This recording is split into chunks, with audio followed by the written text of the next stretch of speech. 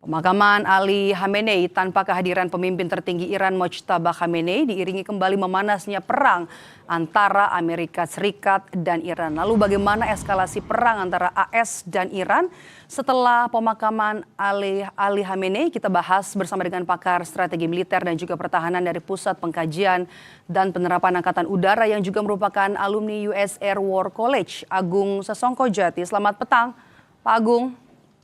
Selamat petang. Pak Agung, pertanyaan pertama saya adalah bagaimana kemudian Anda melihat eskalasi perang antara AS dan Iran usai pemakaman Ali Khamenei?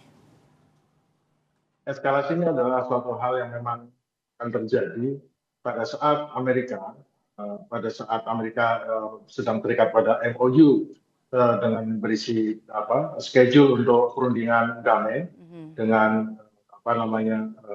gencatan senjata dan kemudian damai dengan segala persyaratan, tetapi sudah melakukan hal-hal yang memang niatnya memang untuk mengganggu MOU itu sendiri, pelaksanaan MOU sendiri. Namun kita tahu bahwa tim berunding tetap berunding, mereka tetap berbicara.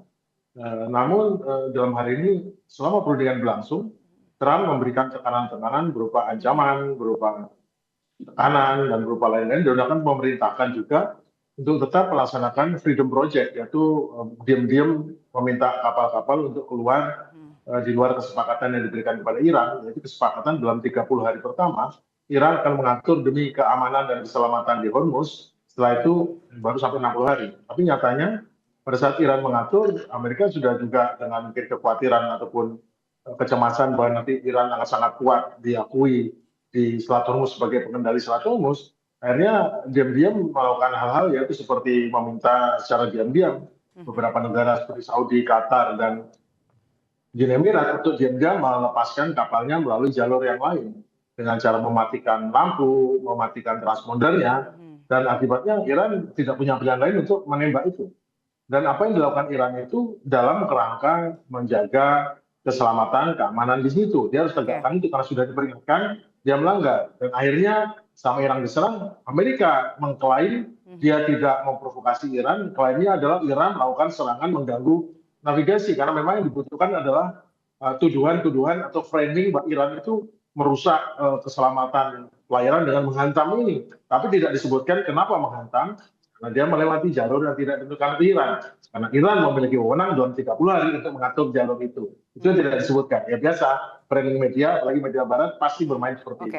Pak Agung, ancaman dari Trump akan bilang kalau balasan nanti akan sampai 20 kali lebih kuat kalau Iran melakukan serangan lanjutan. Apakah kalau dilihat dari serangan yang sudah dilakukan, bisa dikatakan serangan yang diluncurkan ini lebih besar dari serangan sebelumnya? Kelihatannya memang lebih besar daripada sebelumnya. Kalau sebelumnya serangan kepada satu kapal dibalas dengan menghantam beberapa ini. Dan sekarang pada saat Iran langsung 3 kapal diserang sehingga kapal itu macet dan menutupi jalur selat di depan Oman itu, yang terjadi dia menyerang dengan 80 target sasaran, termasuknya 80 ledakan senjata. Namun Iran membalas dengan serangan langsung ke tiga pangkalan Amerika dengan jumlah lebih banyak. Ratusan kan, drone yang dilepas ratusan, kemudian rudalnya, kemudian pada saat Amerika membalas lagi dengan 90 target, sehingga total 170 target, Iran membalas lagi dengan bahkan menyerang ke Jordania juga. Artinya, dan habis itu Amerika berhenti.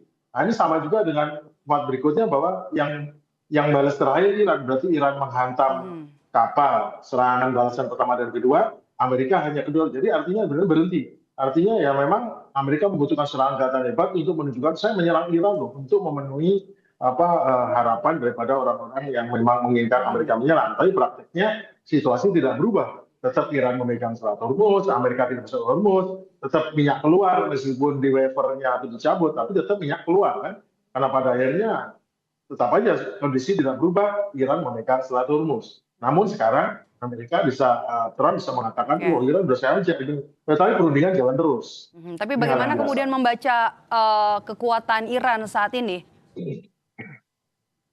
Iran ya seperti biasa, emang dia kekuatan menyerang, bertahannya tidak terlalu kuat ya, karena dia sulit untuk menangkis daripada serangan stand-off missile dan jarak jauh. Tetapi di sisi lain kekuatan penyerangnya juga sangat bagus dan sulit untuk ditahan, meskipun sebagian daripada rudal dan drone-nya bisa dihalangi, tapi masalahnya adalah rudal drone yang harganya 10 kali atau 20 kali lebih murah dilawan dengan pertahanan drone yang 20 kali lebih mahal. Tetap artinya itu adalah kerugian, tetap akhirnya adalah economy of war-nya tidak tercapai. Artinya tetap asimetri ini membuat Amerika kesulitan karena sudah sedikit senjatanya, senjata penyerangnya jadi tinggal 50%, senjata bertahannya juga sama. Sekarang dengan berkurang sekian ratus itu Amerika malah jadi mungkin tinggal 40%.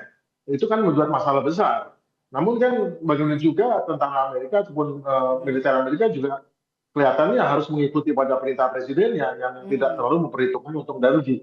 Namun tentu kan Trump melihat dari segi politik ya, bahwa dia masih menunjukkan kemampuan untuk menyerang atau bertahan tidak terikut pada Iran, meskipun faktanya tetap Iran yang memegang Selat Hormuz. Itu yang terjadi sekarang. Oke, kalau serangan ini kemudian masih terus berlanjut, sekutu mana lagi yang kemudian akan disasar, Pak Agung, Anda melihat?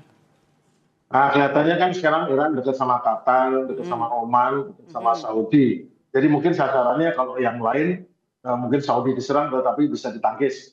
Namun mungkin yang jadi sasaran utama adalah Jordania, kembali lagi Kuwait, dan kembali lagi Bahrain. Karena Uni Emirat sudah angkat menyerahkan memorandum lah.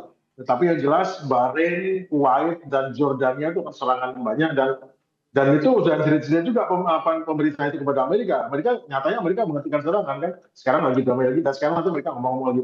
Hal ini biasa ya, seperti dulu waktu perang Korea antara Amerika Cina bunuh-bunuhan sepanjang Korea Utara itu. Tetapi sisi lain di Panmunjom mereka juga tetap melaksanakan perundingan. Ini biasa jadi perundingan berjalan, tembak-tembakan ini karena apa? Kebutuhan masyarakat akan berita bahwa mereka. Singkat saja Pak Agung, reaksi balasnya seperti apa nanti dari Sekutu Amerika Serikat?